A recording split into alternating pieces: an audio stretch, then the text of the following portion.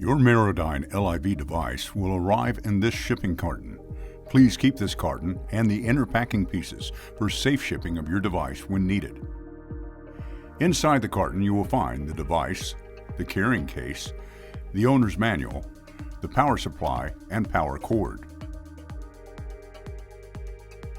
Before using the device for the first time, we recommend that you remove it from the carrying case and turn it over.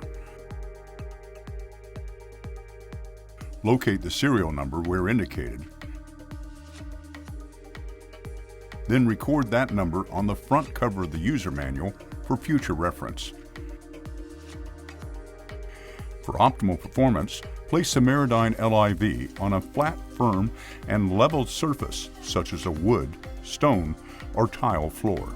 The Marodyne LiV will not operate correctly on deep pile carpeting or upon uneven surfaces. Do not use or store the device in damp areas such as the bathroom.